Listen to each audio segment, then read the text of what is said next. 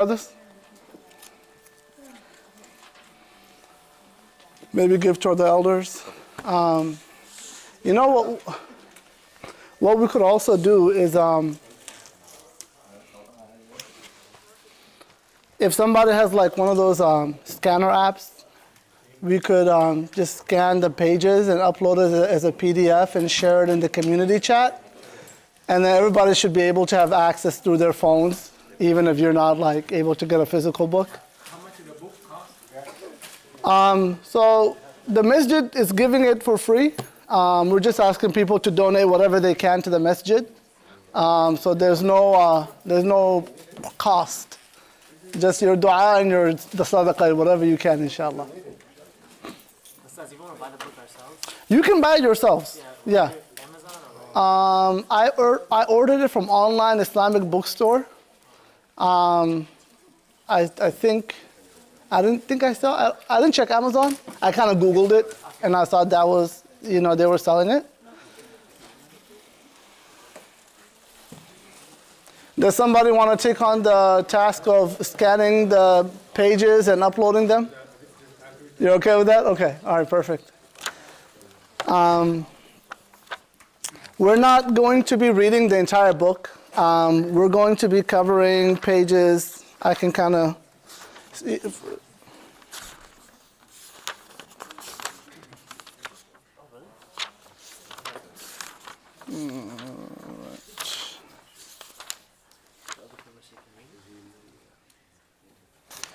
So, yeah.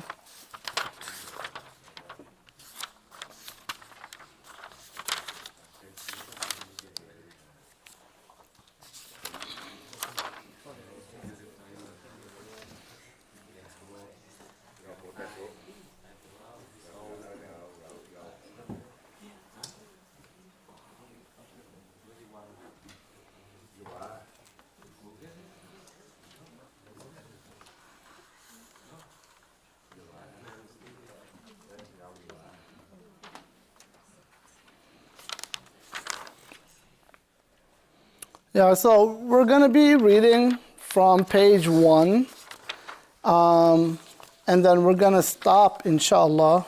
The goal is to cover all the way to the end of the page, on the section on Hajj, which is page 94.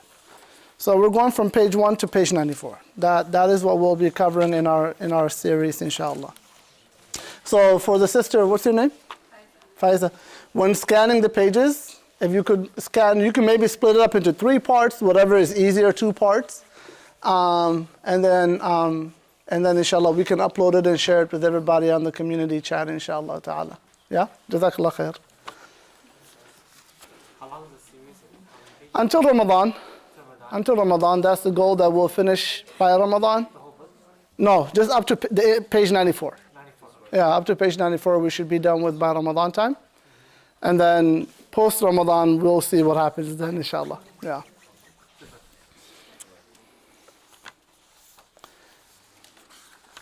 Okay. So, we will start on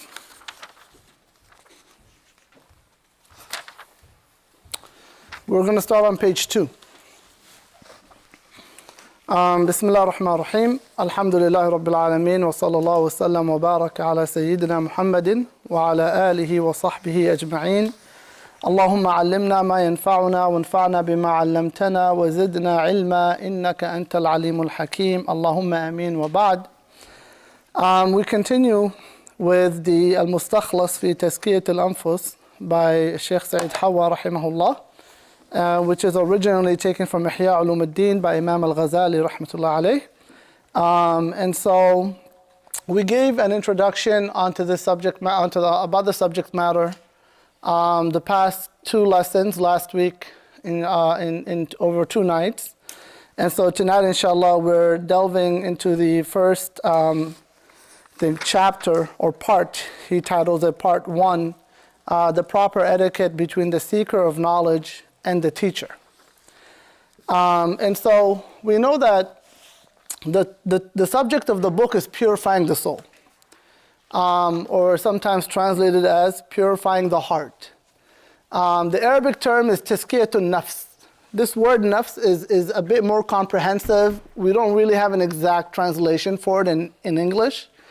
The nafs is sometimes translated as the soul, sometimes it's translated as the heart, sometimes it's translated as the self. I think the self is probably more accurate. And the nafs, it really encompasses our entire being. Sometimes it can refer to our soul, our heart, or our entire being, and so it's a very comprehensive word. And we talked about what are we purifying ourselves from. We're purifying ourselves from these negative traits, which we are by nature disposed to, right? We're inclined to by nature. We describe some of the things that the Quran mentions: hastiness, oppression. Our sense of justice is not naturally. Our sense of justice is not sound. We're very self-centered. And so establishing justice requires a lot of humility, a lot of discipline. We're ignorant. So naturally we're ignorant, and we're arrogant. Naturally we're hasty, impatient and impulsive. So we're trying to purify ourselves from all of these negative qualities.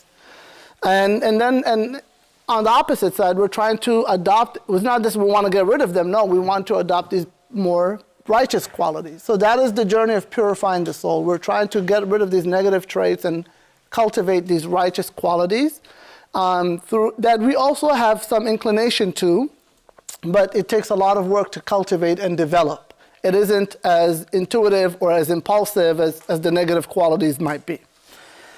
And so the first thing the author starts with is knowledge. And knowledge is very interesting. With the New Year's, people have, New Year resolution, and they have goals and things of that sort. And I kind of find that interesting, because if you think about just the psychology of transformation, how do people transform themselves?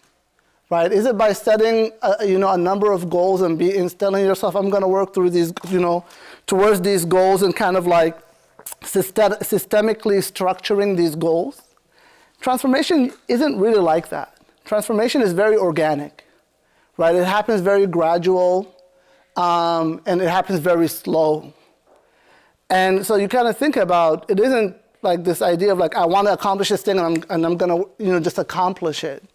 There's usually a lot of other things that go along with it. And so to attain that goal, that resolution, it takes kind of really a lifestyle, a mindset, an environment, a setting, right? Mentor, knowledge.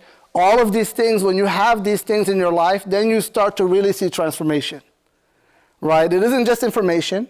It isn't just a setting. It isn't just an intention. It's kind of a variety of things that are coexisting, and they kind of influence that transformation, and they create that transformation over a period of time. And one of the most important things in creating change in oneself or transforming our lives is knowledge, and it's mentorship.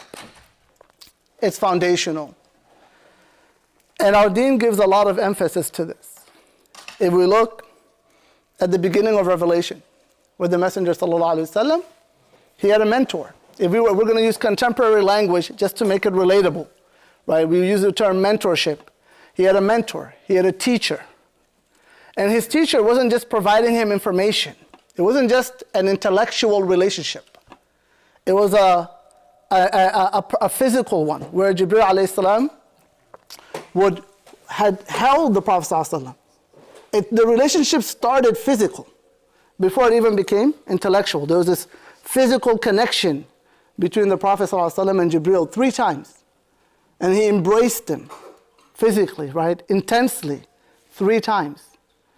To show that the relationship between a mentor and a teacher isn't just an intellectual, or it isn't merely transactional. Because in the modern world, the relationship between students and teachers is very transactional. There isn't really a qualitative feature, unless you really have a great teacher that really cares about you and that really wants to cultivate that relationship. It's usually very transactional. I did my job, you do your job, let's call it a day, But in our deen, we don't call that, that isn't a model, that isn't an Islamic model. Rather, our deen emphasizes sanad, it emphasizes a chain of transmission, very important, to know that your teachers have been trained by people who've been trained by people who've been trained by companions, that chain of transmission. And so people have sanad. And this is something that our scholars preserve, this chain of transmission, until today. Until today. And I personally have had the blessing of studying under numerous scholars who can name their teachers. And I told them I want a copy of all of their isnad, 4 volumes, with every sheikh quoting who their teachers were. This lineage of knowledge, not a lineage of ancestry, this lineage of knowledge. Going back to my sheikh originally learned from Imam Bukhari, and he learned from so and so and so, all the way to Abu Hurairah or Abdullah bin Umar, and so on. And for every book they learned, they had a chain of transmission. And so our deen encourages us to learn and encourages us to also have this a sense of mentorship with our teachers, with our scholars. And it also encourages us to choose our teachers carefully, be very selective. As it says, like, Inna hadha al-amr deen. Indeed, this matter is your deen. It's your life, it's your akhirah, it's your way of life. So look carefully at who you take your deen from. فَانْظُرُوا عَمَّنْ تَأْخُذُونَ دِينَكُمْ. Look carefully at who you take your deen from. One of the scholars, the very famous saying that they would mention is that you should take a scholar who is مَنْ يُرْضِيكَ حَالُهُ وَدَلَّكَ عَلَى اللَّهِ مَقَالُهُ. Your teacher should be someone whose state you are pleased with, meaning their character and their connection and relationship with Allah subhanahu wa ta'ala is something that when you look at, you feel very comfortable with. You look up to them. And so, subhanAllah, teachers are, right, our Islamic scholars, right, when we're talking about. I've had scholars whose presence reminds you of Allah subhanahu wa ta'ala. Right? Just their presence, they don't have to say much. You know that this man's heart is always with Allah, always in the remembrance of Allah, or a woman. That they're always in the presence of Allah subhanahu wa ta'ala. We had a scholar, you could hear the Quran recitation in his home every night before Fajr. There would be rarely a night where the recitation of the Quran would not be heard in his home. This is not at Fajr. This is before Fajr, 2-3 hours before Fajr, tahajjud every night. And so you want to seek a teacher who is of this type of quality, somebody who's really like spiritual state you are pleased with, and whose وَيَدُلُّكَ عَلَى اللَّهِ مَقَالُهُ, and whose statements bring you to Allah. Right? This person isn't just simply intelligent. There's a lot of intelligent people out there, well-spoken, right? High achievers, very capable people. But their statements don't really bring sincerity about the heart. They're intellectually their speech, their talk, their ideas, very strong and very thought-provoking. But they don't soften the heart, and they don't draw you close to Allah subhanahu wa ta'ala. You just feel that it's just information that they're conveying, but there isn't this connection of heart to heart. And we've seen that, unfortunately, in a lot of the madrasas that children grow up in, and that the relationship between the student and the teacher is just very, it's intellectual, and oftentimes comes with a lot of harshness and emotional and physical abuse. And that isn't going to assist you in your journey to Allah. That oftentimes actually becomes an obstacle in your journey to Allah subhanahu wa ta'ala. And so, seeking this path of knowledge, so I'm giving this introduction because this is what the author, rahimahullah, will be covering in this section that we'll be reading, inshallah. We'll be kind of reading it I like to personally read, the book word for word. So I'll try to read everything we're covering, inshallah, and comment when appropriate. I would also love to hear your comments and your questions, inshallah ta'ala. Does anybody have any questions or just thoughts, comments, anything really, to benefit the rest of us? Anybody have any questions or thoughts they would like to share? Yes, brother. Yeah, I was actually having a debate. Yeah. Evangelical Christian, and he was saying, well, they have the Bible, Mm-hmm. especially the New Testament or the Old Testament for that matter. Look, you have the Hadith. It's the chain of narration.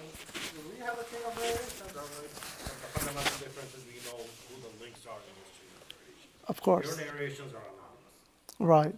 It's like you just found it. You don't even know who wrote it. Right. Matthew, anonymous. John, anonymous. Book of Paul, anonymous. Well, it's supposedly from Paul, but the writers are anonymous. Yeah. Right. Whereas we've classified that, like things that are just reach us from anonymous sources, they're classified as like weak or straight up lies. Right. Versus the ones that have complete chains and multiple chains. Right. We know the names of every link in that chain. Yes. Same cannot be said about anything in either the Old Testament or the New Testament. Yes. Yeah. No, Jazakallah khair. And I think, so the brother, he was sharing that this chain of transmission that has been developed by our scholars and maintained, there's nothing like it. And when you look at other religions especially, if you compare it to Christianity or any other religion,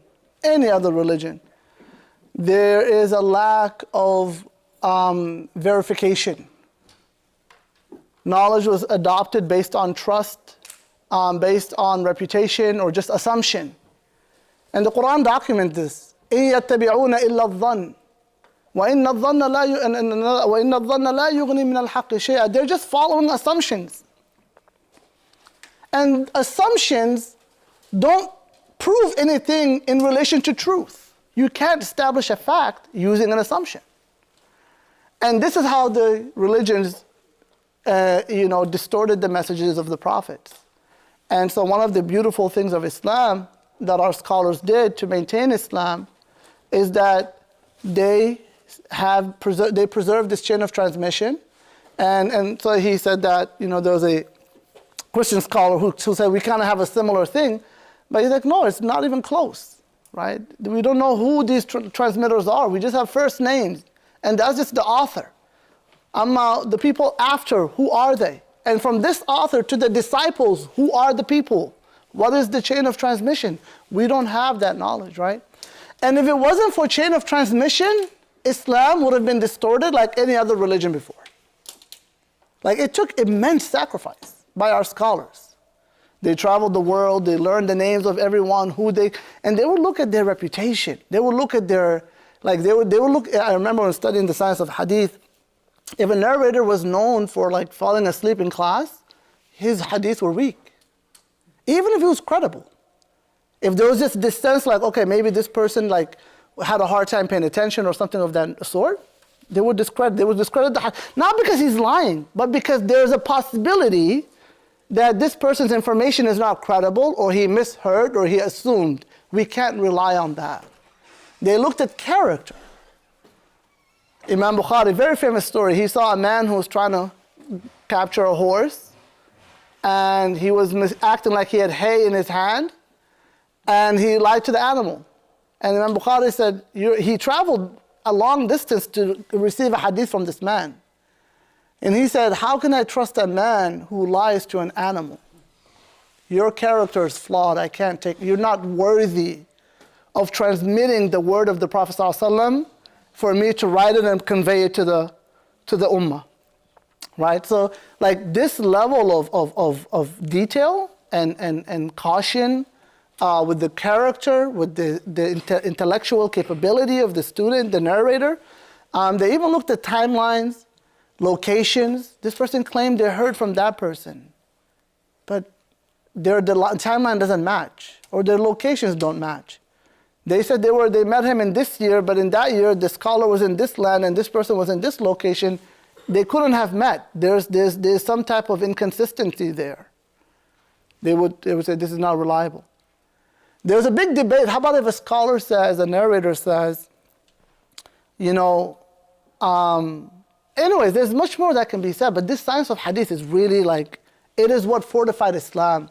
And so this transmission of isnad, maintaining the chain of transmission, it didn't just only preserve the relationship between teacher and student, it also preserved the credibility of the information that is being attributed to the Messenger ﷺ, and that is being attributed to companions, right? And so we definitely have that, inshallah. Jazakallah khair. I'll continue, inshallah. If we have more comments, we can take them at the end. So we'll start with the introduction and just kind of read through. If you have somebody, inshallah, try to share a book with somebody beside you. Introduction, the author, rahimahullah, he says, and may Allah benefit us with his knowledge. Allahumma ameen. Inherited prophethood, teaching knowledge, is the most likely factor in effectively reviving the religion of Allah subhanahu wa ta'ala. Reminding people of Allah's signs, guiding them to the straight path, and purifying their souls in accordance with the divine commandments are the most important missions of the Messenger sallallahu alaihi wasallam. He that inherits prophethood masters these three virtues and performs them in the most perfect manner. It is rare to find that these three elements, meaning reminding the people of Allah's signs, guiding them to the straight path, and purifying their souls in accordance with the divine commandments, mastered by just one individual. We may find a preacher lacking in knowledge, a scholar who is not a competent preacher, or we may find a scholarly preacher who is unable to purify the souls. He that possesses the three traits, the elixir of life, possesses the elixir of life. And if there is no such person, for the revival of Islam lays with those who desire it and are active in pursuing it, but who are themselves not fully qualified. This is the intro, inshallah. I'll comment on it. The most important target of preaching the word of Allah is to concentrate on reminding people of his signs in the creation of the universe and in the creation of their own selves. The preacher should focus on the divine governance of affairs, reminding people of his punishment and revenge, besides drawing to his promise to the obedient and his threat to the disobedient. The scholar should concentrate on teaching the book of Allah subhanahu wa ta'ala, as well as the sunnah of the Messenger sallallahu alayhi wa sallam, which is meant to clarify the former. Allah subhanahu wa ta'ala says, وَلَكِنْ كُونُوا رَبَّانِيِّينَ بِمَا كُنْتُمْ تُعَلِّمُونَ الْكِتَابَ وَبِمَا كُنْتُمْ تَدْرُسُونَ. But you Rabbaniyun, Rabbaniyun means learned men of religion, because you are teaching the book and you are studying it. So here he's saying that we should start with the book of Allah subhanahu wa ta'ala, and that is the primary, and that the sunnah follows that because it is a clarification to the book of Allah. Educators should concentrate on reforming the people's hearts and perfecting their manners and behavior.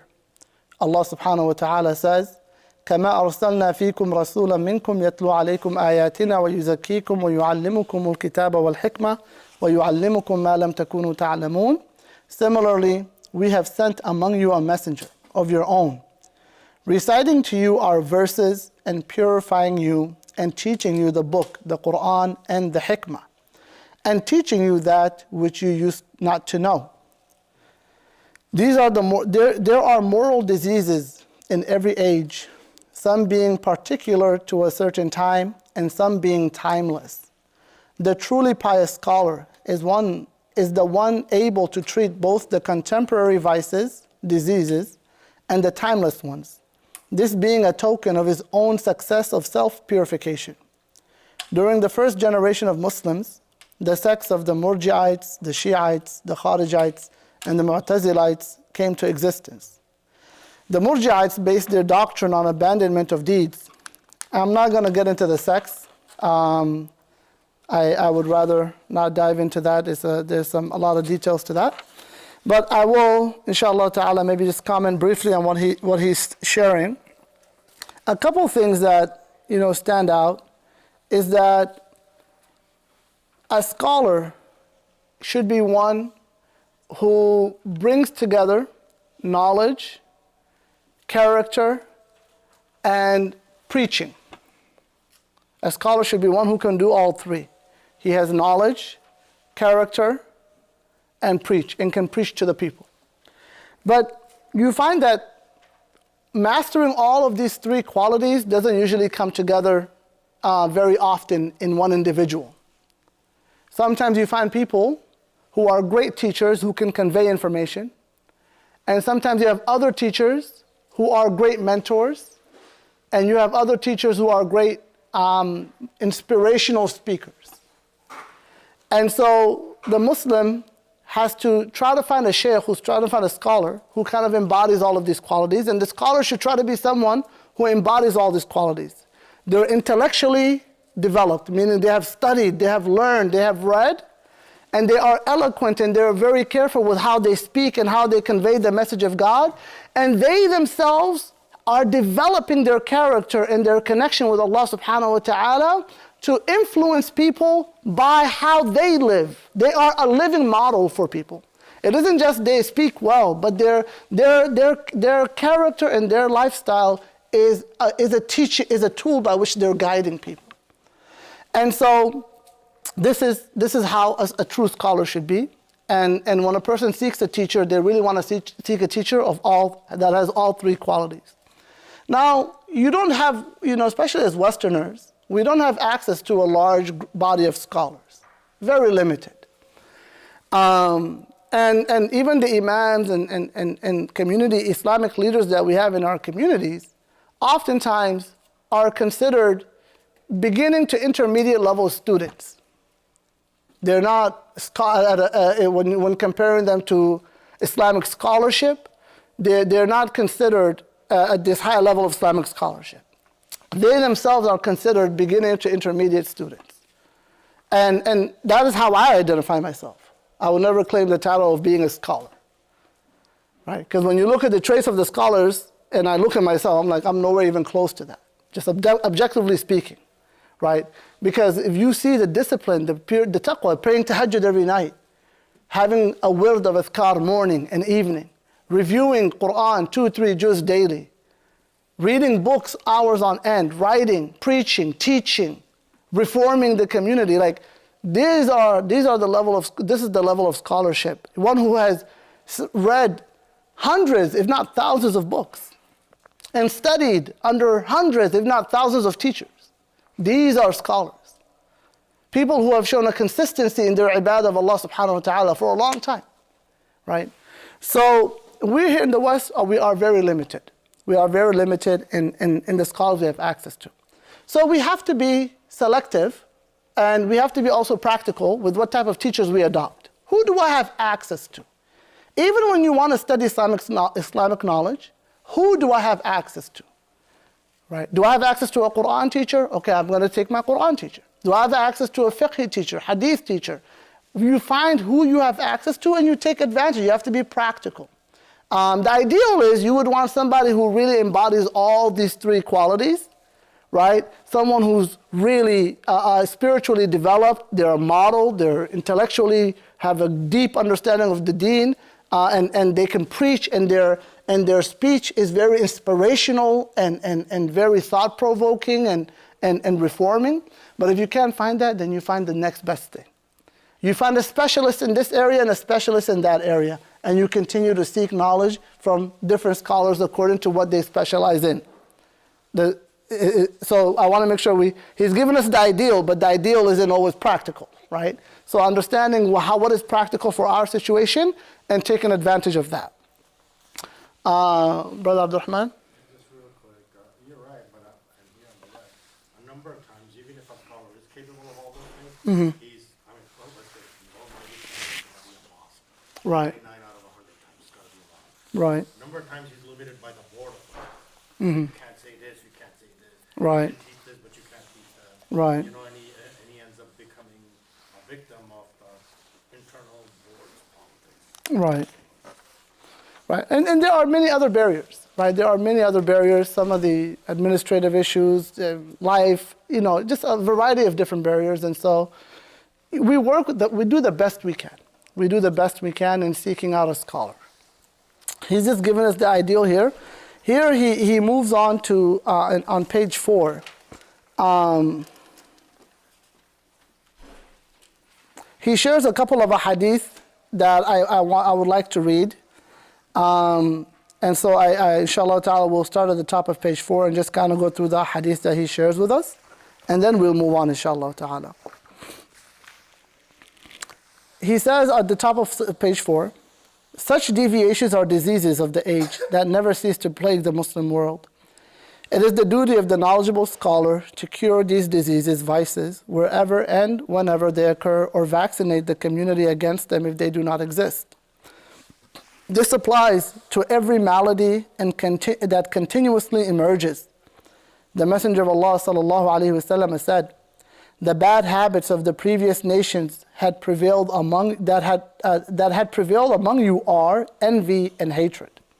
Right? So these are the traits of the nations before. These are timeless illnesses or vices. Envy and hatred.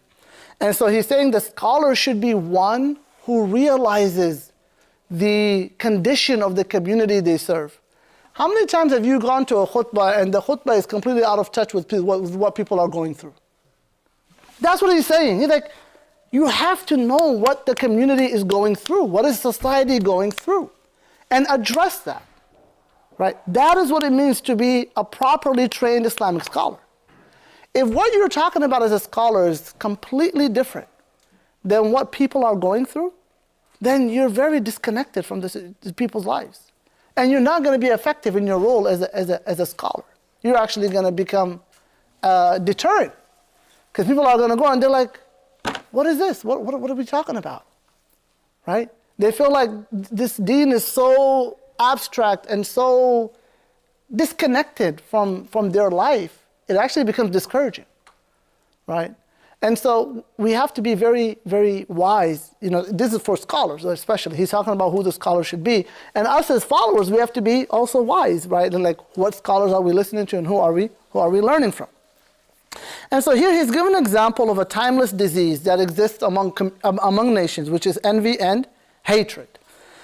And we know that, for example, in our world today, right? What are some of the issues we're dealing with in our community?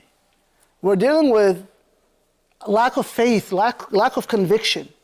Believing Allah and His Messenger has just become tradition.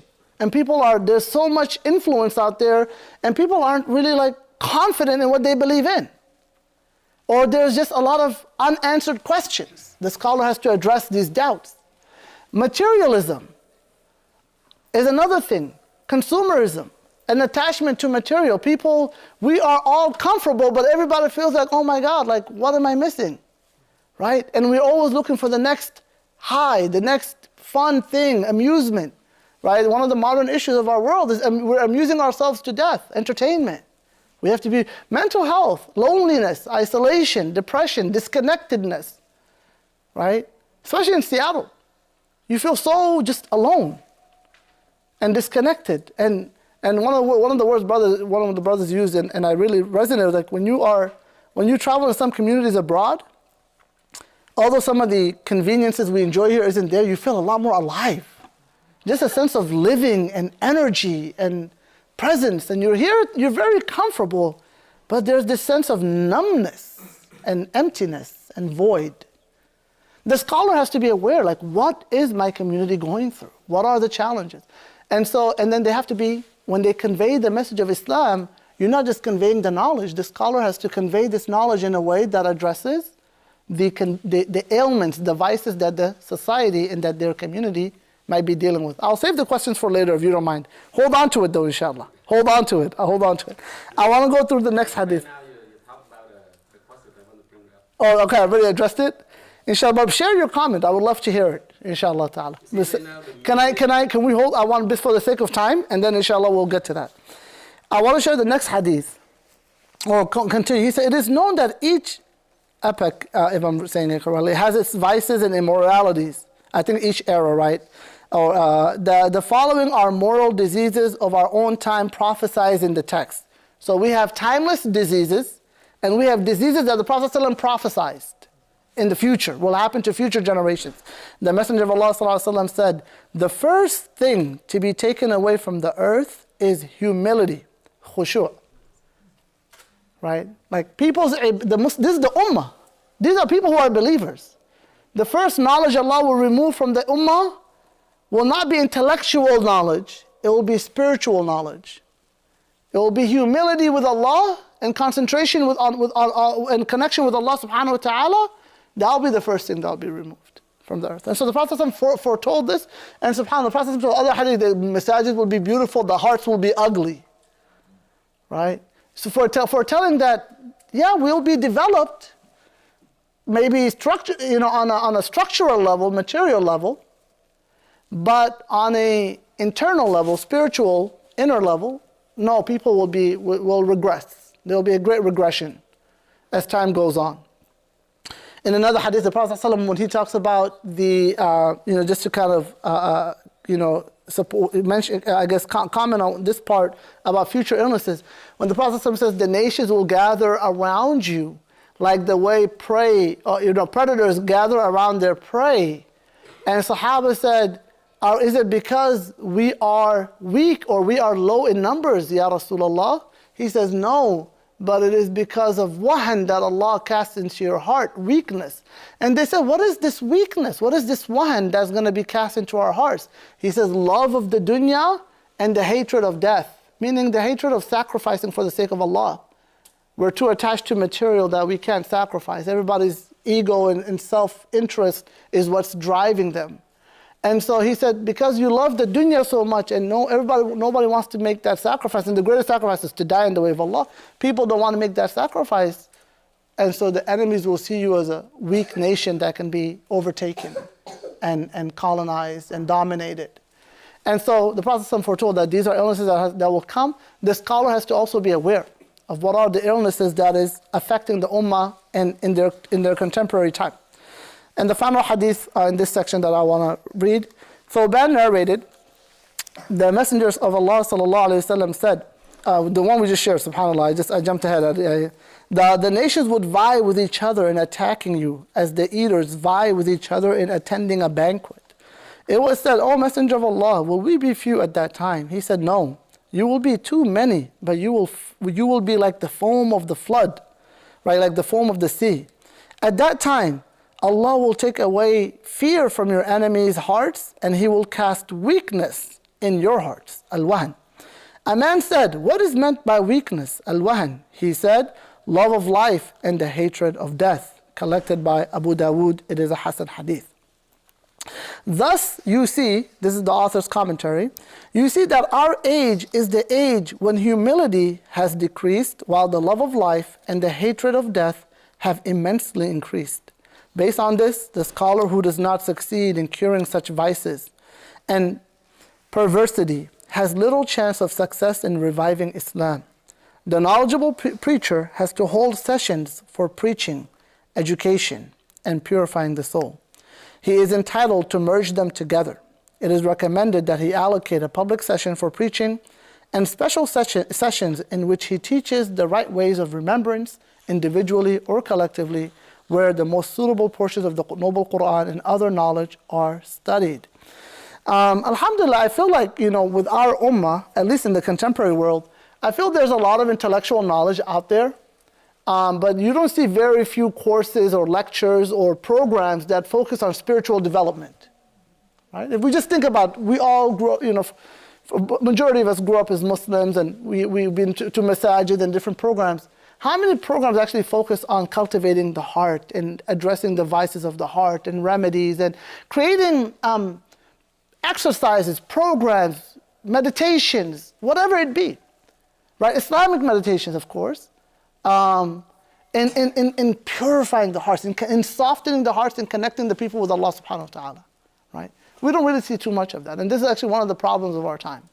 We overemphasize information, and we don't emphasize enough the state of the heart and the treatment of the heart. And this is a problem not just on a Western issue, global Muslim issue. Even in Muslim societies, there's a great emphasis on information, halal and haram, but there isn't much programs and right, and awareness and about spiritual and development, right? And so he's saying the scholar has to be one that does that. And there are scholars who do that. I know tasawwuf, and Sufi practices are something that people have different perspectives on. There are those who are, no, that's a red zone, off limits. And there are those who passionately pursue it. And so maybe I will comment on that briefly afterwards, inshallah. Maybe I can end here, inshallah. Let's end here. And I'll just comment on Sufism and what is Sufism a little bit, and why, what our approach should be to this knowledge and this science and to Sufi scholars. Sufism started on the foundation of purifying the soul. Fiqh studies the laws of Sharia. Aqeedah studies the beliefs of Islam, right? Usul studies the principles of laws, and so on and so forth. What knowledge is there that studies the science, the psychology of purifying the heart? It's Sufism. That is the traditional knowledge of this ummah. It's a science that has been developed to study how do you connect with Allah. Literally, that is the objective of this science. Is that a part of a meditation? Yeah. Sufism has meditation practices, dhikr practices. There's a whole program. Categories, science, there's teachers, there's masters, there's leaders in that field, there's schools, tariqas, they have it's a whole field. It's a vast, just like fiqh, there's Malik, Shafi, Ahmed, and Aqeedah, there's different schools, and so Sufism is a science. It's a vast science with an old tradition, right? And so this science was developed for the purification of the soul. They called it what? Sufism, tasawwuf. They called it tasawwuf. Now, because spirituality can become oftentimes very mystical and become experiential, extremism is very easy to fall within it. I'm enlightened, right? What does that mean? How do you define that? Abuse. Right? All people using, this person is a wali of God, and they're using that name to take advantage of communities and exploit them. All sorts of abuse, even physical and sometimes sexual abuse has occurred. Extremism.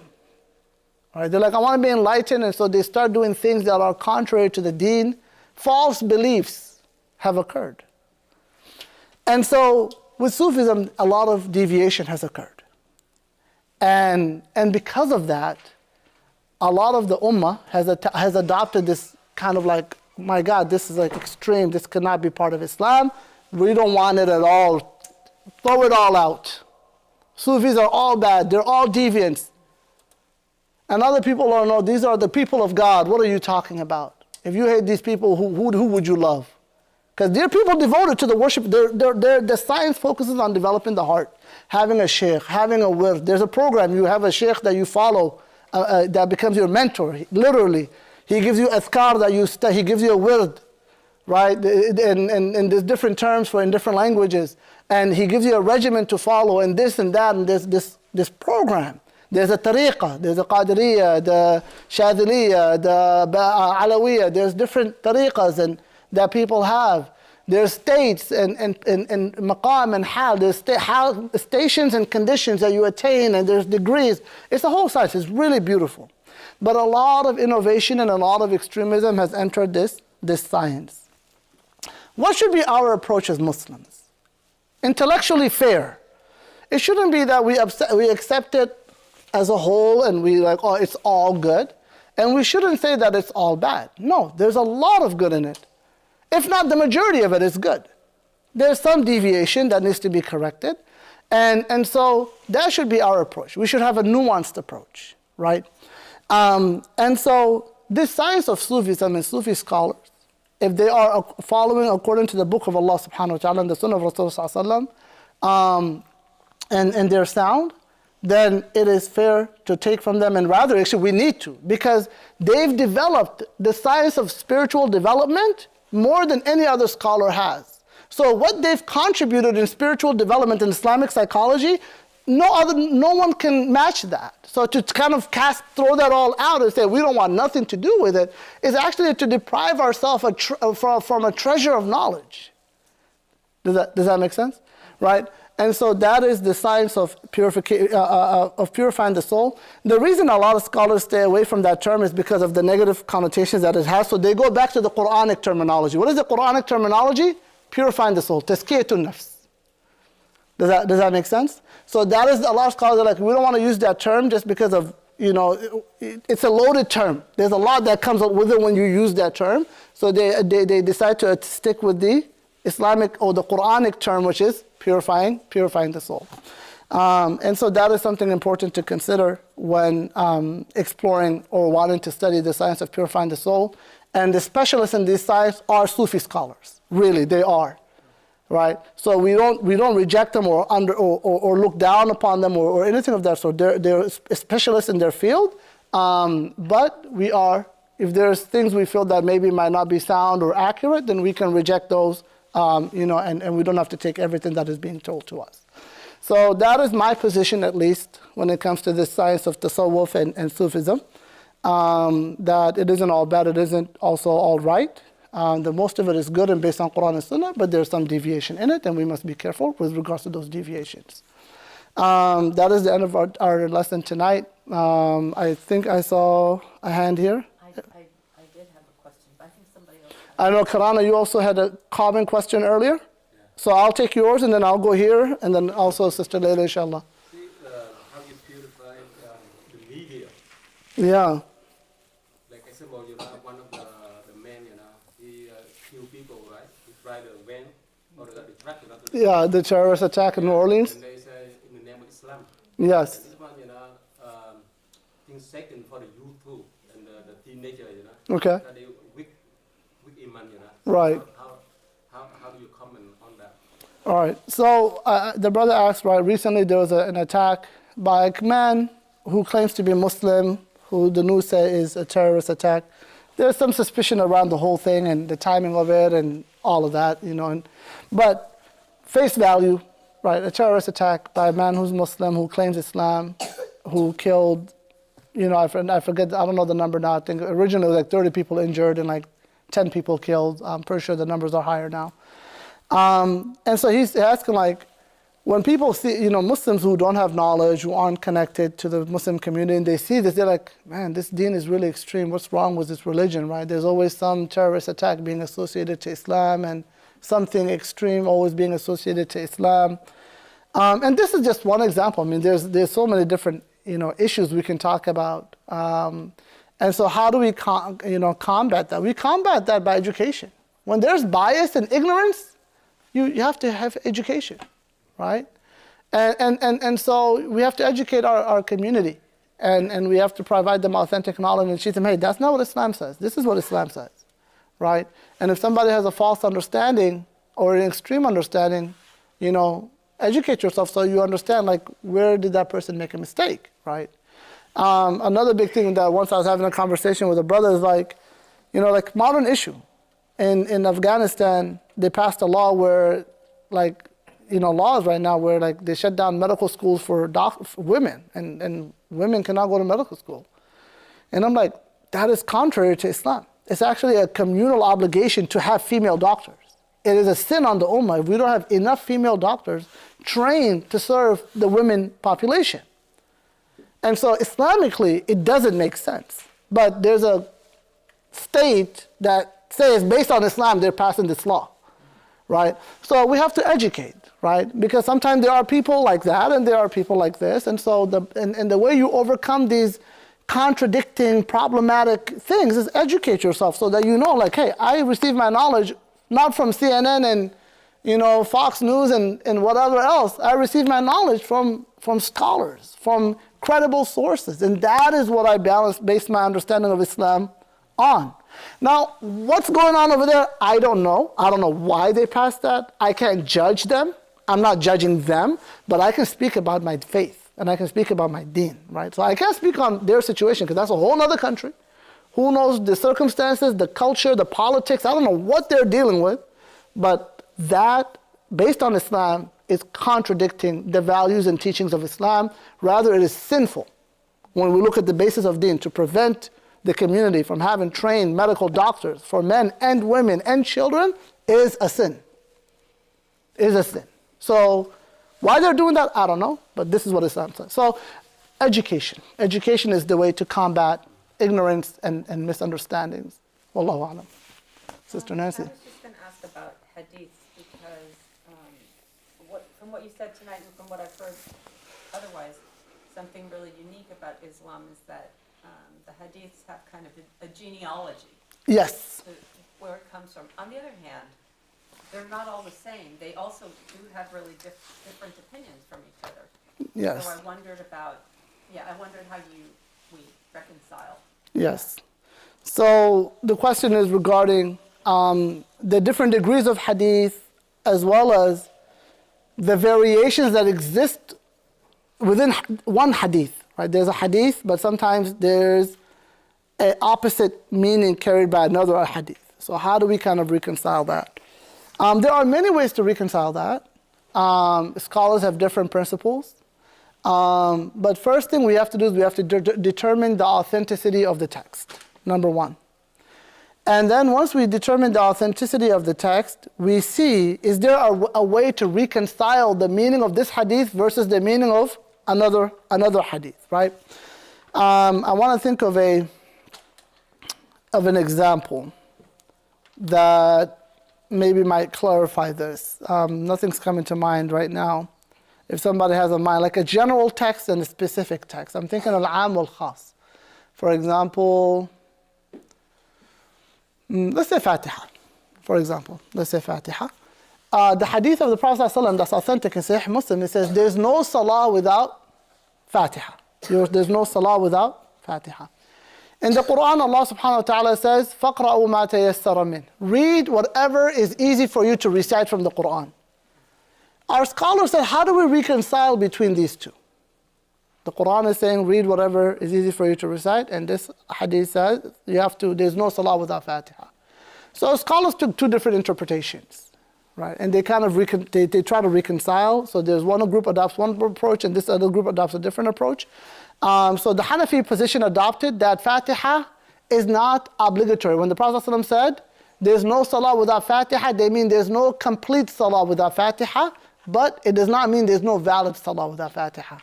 Do you see how they kind of look? What does it mean when you say there's no, is it complete or is it perfect or does it mean validity? So the Hanafi said, we're going to act on the ayah which says, read some portion of the Quran. So they say 3 verses, I believe, if I'm not mistaken, is sufficient. You don't have to recite the whole Fatiha in the Hanafi school. And the Shafi'i school said, no, the hadith means there's no valid salah. It's referring to validity. And they said that the ayah is abrogated because that was in the beginning of Islam, but later on Fatiha became an obligation, for example, right? So the scholars adopt this like very kind of critical process, and there are many principles on how do we reconcile between texts. And so they look at the meanings, they look at this, and they look at the other. Now let's say there's no reconciliation possible. Then they come to a conclusion that which one has a greater number of narrators, right? So there's a hadith where the Prophet ﷺ, when he made tashahhud, the majority of them, he never moved his finger. In one hadith, it says the Prophet ﷺ, when he made tashahhud, he moved his finger. And so the majority of scholars said, don't move your finger, because the predominant majority of the hadith never described the Prophet ﷺ moving his finger in tashahhud. And they said movement also contradicts the nature of salah. So it's probably that this hadith that says moving the finger, although the hadith is authentic, there has to be some flaw in that hadith, either by the narrator or one of the narrators or something was mistaken. Although the hadith is still authentic, they take that position. So there are many, many rules. And so once a person studies like the sciences of Sharia, and they study the language and the usul, they start to learn how do we reconcile about texts that might appear contradicting. But that requires, I think, a more scholarly level of studying. But if a person has a question, then I would say seek it. Last week on Jum'ah, a brother reached out to me, and he was asking me about the people of Jannah. He said the Quran keeps describing women of Jannah being, modest and not, mixing with men. And so he said, does that mean like the women of Jannah will not be able to be with their loved ones, and will there be like this hijab in Jannah? He said, how do we reconcile this, right? So we had a very detailed discussion, and we were talking about the ayat, and no, Allah subhanahu wa ta'ala clearly says that the people of Jannah will be with all their loved ones and with their brothers, and there will be no sense of jealousy, and so I'm like, that is what we know. Now, how do we explain this? We can explain this in many ways. One is just referring to the quality of modesty, that people will be modest. There will be no worry of relationships being violated, right? People's unions will be sacred between spouses to the point that they're protected, and anything that would in any way violate that union between a man and his wife would be protected. They would be protected from that in Jannah, right? So we have to contextualize what this man was understanding from the hadith, right? And so whenever with hadith and text, we have to kind of study and figure out like how do we reconcile, and that just requires a more in-depth scholarly level of analysis to reconcile between information. And my advice is, if you ever have a question and you feel like there's a contradiction, then seek a scholar who you can engage and ask your questions to. I'll close with your question and then yours, and then we'll wrap up, inshallah. Layla. Yes. Okay, mine is more on tasawwuf and I guess spiritual with the actual Muslims. Right. I know a lot of times it's been very, very stigmatized. Right. And like you said, we don't know much of the spirituality of it because we're told stay away as much as you can. Right.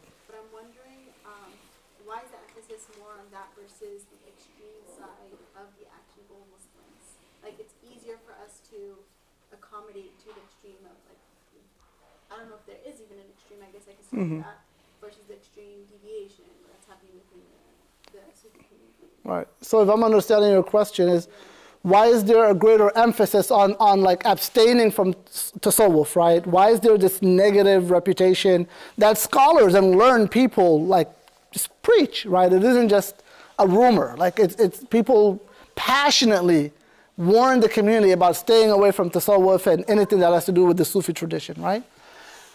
Extremism begets extremism. I think tasawwuf deviated, and not that tasawwuf deviated, but a lot of people that practice Sufism deviated. And when many of the ummah saw that, even learned folks, they took the extreme, which is what? This thing is all bad, stay away. Because that's just natural human being. When you have one extreme, we go to the complete what? Other opposite extreme, right? And so that's where the ummah went. Even learned people, they went to the other extreme where they're like, this is all bad, it's innovative, it's deviant, stay away, it's bad, they're innovators, they're, Ahl al-Nar, this and that. I mean, it's really like extreme. But if you were to critically analyze tasawwuf and Sufism, and you were to be fair and not biased by some of the extremism that is out there, you would find that tasawwuf is based on Quran and Sunnah. It is a valid science, and that there is deviation within it, and sometimes some serious deviation by some prominent people in that practice, but it doesn't discredit the credibility of the entire science. So to answer your question, why has this become so prominent, this negative, this I don't know, not bias, sorry, use the word, but stigma, right? I think it's because the extremism that existed and a lot of deviation that occurred, then this stigma became very widespread. I guess a quick follow-up to that one as well did the deviation occur because it has to do with the soul, that it's easier to move away, or like how? Where did the deviation occur? I think it occurred to the boundaries that were set on where people can kind of have the flexibility to create their own practices, right? Some people created dancing, some people added musical instruments, the poetry, like people kept adding things. And also misunderstandings of Sharia. A lot of people just kind of abandoned Sharia or became very flexible with Sharia. And they're like, no, as long as we focus on the hearts, everything is fine. So I think there was an imbalance between Sharia and spirituality. And so proper tasawwuf balances Sharia with spirituality. Because if you just go spiritual without no law, then you're just going to be a mystic in some cave and just worshiping God and achieving this enlightenment, but you have no law to guide you.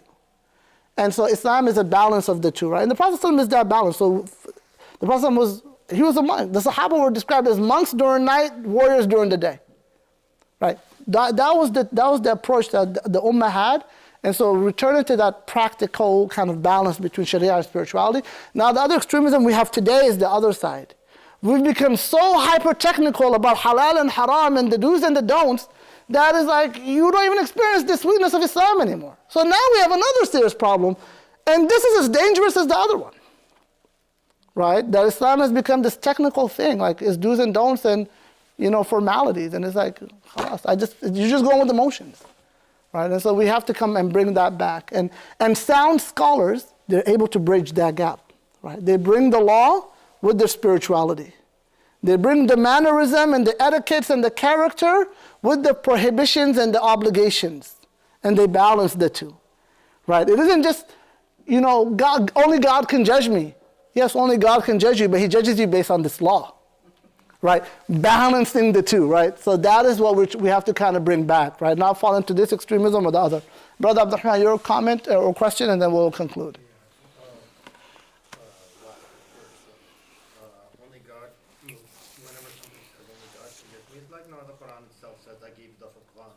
Judge by. So no, I'm sorry, bluntly put, I will judge you. And we don't judge, but the Quran is the criteria that judges, right? The Quran is the criteria, yes. And number two, it's the hadith part is, I've heard many scholars say this, that don't approach hadith without fiqh. Absolutely. Approach it in light of a fiqh. Yes. Because a number of times if you go to hadith directly, you will find contradictions and you get. Absolutely. A number of times, if there are so many, 4 fiqhs out there, 5 if you include fiqh al-Jafriya. If none of the fiqh have an opinion about a certain hadith, it's okay to just leave it alone, because there are so many fiqhs that didn't even bother with it, so you're fine. Yes. So it's best to stay, the advice given is that best to stay with the fiqh and approach hadith in light Of fiqh. Of fiqh instead of approaching a hadith directly. Yes, that's very sound.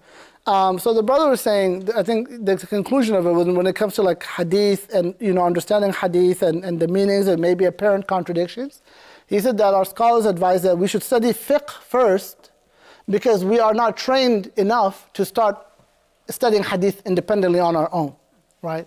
So that's very sound. And I do encourage that we don't make any conclusion about the deen just because we read a hadith and we're like, well, this is what Islam says.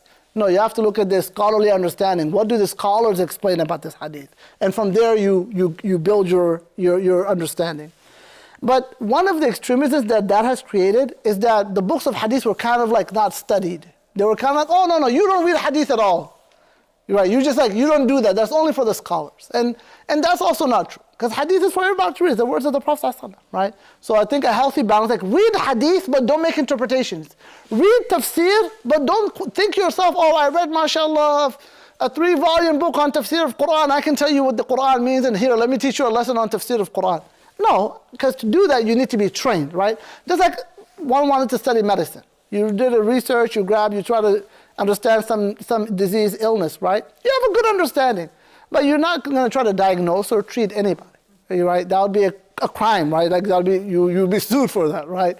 And same thing with Islam. Like you learn the deen, read the hadith, read the Quran, read the tafsir. You don't need a scholar to do that. Any Muslim can read, but don't assume yourself to be a trained scholar to start teaching and preaching and lecturing on what this and the other means. Because you are intelligent and you think you've gained a deeper understanding that others have not attained. And I've seen that. I've seen a brother send me a video recently, and I'll close with this. And it was just disturbing. He's like, listen to this guy. He claims he has this new understanding of Quran and the scholars were mistaken. I listened and I'm like, oh my God, after like 20 minutes, I'm like, there's so many gaps in his thinking that if a person who trained with scholars and trained, had proper education would know that this man's understanding is flawed. But he thinks he's achieved some new understanding about Islam that nobody knew before because he was never properly trained. And so that's the type of understanding. So if you ever find these they're highly intelligent, capable people, but they claim they have some new understanding about the deen and Muslims were wrong and this or the other, or that person is probably is somebody very intelligent who's read a lot but has never actually received proper training. I'll conclude with that. We ask Allah subhanahu wa ta'ala to increase our knowledge, to benefit us by what He has taught us. We ask Him subhanahu wa ta'ala to purify our hearts. We ask Him subhanahu wa ta'ala to grant us sincerity, to make His love, His remembrance, and His worship easy for us. We ask Him subhanahu wa ta'ala to keep us steadfast on His deen, to make us among the believers who are guided by La ilaha illallah in all their affairs. We ask Allah to forgive us, our parents, our teachers, and all of the believing men and women, and to ease the affairs of those who are afflicted in Gaza, in Sudan, in China, in every part of the world, to have mercy on us and the entire ummah. Allahumma ameen. Wa sallallahu wa sallam wa baraka ala Sayyidina Muhammad wa ala alihi wa sahbihi walhamdu rabbil alameen.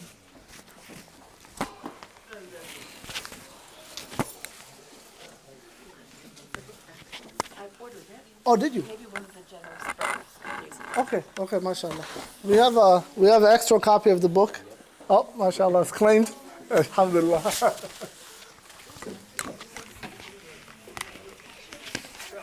Yes, Bilal. Assalamu alaikum. How's it going?